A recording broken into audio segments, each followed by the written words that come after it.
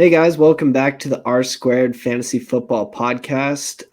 We're your hosts. I'm Ian. You can find me on Twitter at dynasty_IM. I'm Akash. You can find me on Twitter at YZR_fantasy. So we're to the point in the off season where people are going to start just, finding things to talk about. And sometimes those things to talk about are Jimmy Garoppolo because he's still on People the 40. are bored. Yeah, people are bored, and we're to the point where there's there's people creating rumors that maybe the third overall pick last year that they spent 3 firsts on might not start in his second year. He might take another year to sit behind the one and only great Jimmy Garoppolo and just learn behind him, just learn behind a great quarterback.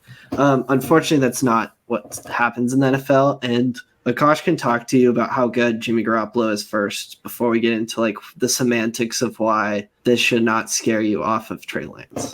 Yeah, so back during the 49ers playoff run, never thought they'd make it that far, but it was during, I think, the Packers game. I went on Player Profiler, checked out some stats. Jimmy Garoppolo, this is all per Player Profiler. Check them out. It's a great site if you haven't checked it out, but who hasn't checked them out before? Pass plays per game, he ranked 29th in the league, yet he was 9th in the league in danger plays and 8th in the league in interceptable throws. He doesn't pass a lot, but when he does, he's not passing very well, and he was 31st in the league in money throws, so he's not making big throws, and he's making a lot of bad throws, despite not passing a lot overall. He's not very good, to be concise. Yeah, and there's a possibility that the player that they just spent a ton on could be good, and I think that's something that they would like to experiment with.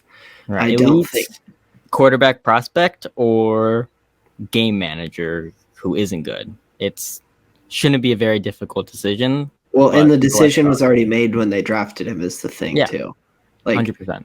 I don't think they had a possibility, or there is a possibility of Trey Lance not starting this year. I think it would be unheard of, first of all, to do that, to trade up and spend so much and then not start him a second year for it's not exactly like Aaron Rodgers is in front of him. I was just about to say that. And they drafted Love with a late first, so it's not even close. Because Love is a lot worse than Lance. Oh, yeah. And if we're talking about prospect evals, Love was a terrible prospect. And Lance was quite a good prospect. And Lance is someone that we can talk about, especially when it comes to prospect stuff, which most quarterbacks we should after year one anyways, but when you don't play, for the most part, we could talk about your prospect grades and all that. That's all we have to go off of, yep. Yeah, and in terms of who Trey Lance is as a prospect for fantasy football, he's an elite Konami quarterback, which if you are unfamiliar, it's elite is the tier of how good that quarterback prospect is, and Konami is how much they're rushing, which for fantasy football is huge for us. So the elite Konami quarterbacks are Patrick Mahomes, Cam Newton, Deshaun Watson, Lamar Jackson, Robert Griffin III, Kyler Murray, Joe Burrow. I know Joe Burrow's a hotly contested one, but he just fits the Konami threshold. Justin Fields and Trey Lance. And that whole group is something that you would sink your teeth into in terms of getting a quarterback in fantasy football, because those are the quarterbacks that go 1, 2, 3, 4, 5, or should go 1, 2, 3, 4, 5, in the top of your startups. The elite Konami quarterback is the pinnacle of dynasty football value. And if you have a player that can ascend there and has a very realistic chance of doing so, and again, a late first, you think you can't gain value on a late first, and you can with Trey Lance. And also the floor value of Trey Lance, Jacob Sanderson said this one, was that his floor value next year is Justin Fields, someone who was all right, which his peripherals were actually good, but in terms of just general NFL football, Justin Fields was an all right rookie, solid prospect, and his value is still early too, I would say, in startups, and probably QB 10 on keep trade cut. But that's kind of the floor value you're looking at Trey Lance after this year. And then the ceiling value you're looking at is number one. I mean, not maybe the absolute we're looking at number Lamar 1, 2, Jackson. 3 asset. The absolute dynasty. ceiling is Lamar Jackson 2019, a huge breakout with a ton of rushing and really good passing. That's the absolute ceiling.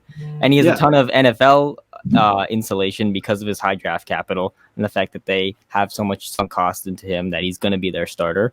And he has fantasy value insulation because he rushes well and people love fantasy points, and he gives us fantasy points. And just to take Akash's point 1 point further, where he's talking about like the high draft capital use, that they're tied to him and they're gonna, like, even if he's not doing well in terms of throwing and stuff, they're still going to be tied to him and like hold on to him. Yep. One example I used yesterday was Cam Newton. Mm-hmm. So when we're looking at like PFF passing grade, like how good of a passer were you his first 4 years? He didn't even touch a 75, which is what we talked about is kind of like the average, like 75 is like average to good passing grade. And he didn't hit that his first 4 years in the NFL, but because he was the number one pick, they used him and they just kept using him. And I did this thing where who else was like a part of that, where the first 4 years they aren't doing that, but they're still passing or still starting in the NFL. Like Sam Darnold, Mitchell Trubisky, Cam Newton, Mark Sanchez. Those were the names I remember. There was a couple more, but those were the Blake Bortles was one where they're tied to you, so they're using you. But the difference with Cam Newton, like there is with Trey Lance, is Trey Lance doesn't have to be this great thrower because Cam Newton was putting up top 5 seasons. He was putting up an average over those 4 years of 22.3 points per game. And like we said, he wasn't a good passer, but with how much he rushes, I mean, that's fantasy gold. Look at Jalen Hurts. He was an average passer. When we're looking at PFF pass grade, I believe he was like in that 75 range too, might be a little lower, where he wasn't that good, but he did everything on his legs. And we've seen it with Trey Lance. He started 2 games and his carry percentage, I mean, you should never extrapolate 2-game sample sizes, but 36% carry percentage is by far the highest a rookies would have ever had. I don't think it lines up with what we know from college, so I'll let it slide, the small sample size. Yeah, and I mean, it's just like a sneak peek that like confirms the priors of his prospect evaluation. Exactly. And his rushing helped him out in actual NFL value insulation because you can make a more dynamic offense with that. Same thing happened with Cam Newton. Being on the 49ers is literally gold. Like that was a gold mine for him to go to because one, no pun intended. They're really good at rushing the football. I mean, that's kind of Kyle Shanahan's MO, I would say. And then their weapons are some of the best YAC group in the whole league. Top 5 for sure with Deebo Samuel, George Kittle. Like you don't have to be an exceptional passer to put up passing numbers, like adequate passing numbers. Look at Jimmy Garoppolo.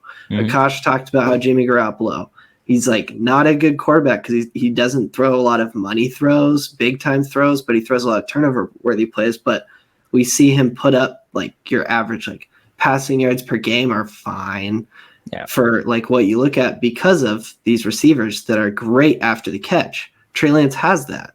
So we're looking at really like I think the biggest misconception with Trey Lance is that he's a low floor quarterback because we haven't seen anything. He's young and he's being picked in the late first, early second of startups.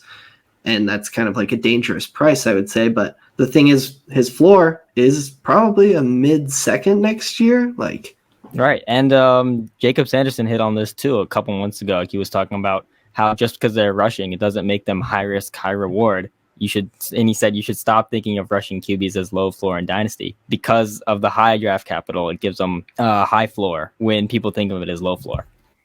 Yeah. Jalen Hurts, for example, the low floor is that he doesn't have a job because in the NFL, you need to be a good passing quarterback. Like you don't have these amazing seasons rushing so much in the NFL compared to fantasy football. So they don't love Jalen Hurts as much as we do, and they aren't tied to him. So the danger or the risk with Jalen Hurts is he's not starting, so he can't get points. He can't rush for points.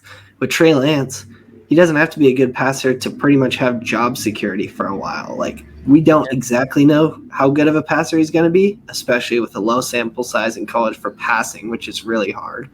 And we didn't see anything this year to really get even a clue. So yeah, we're looking at someone who could be terrible, but start for 4 years and have 3 top 5 seasons because he rushed so damn much. Yeah, I'm with you.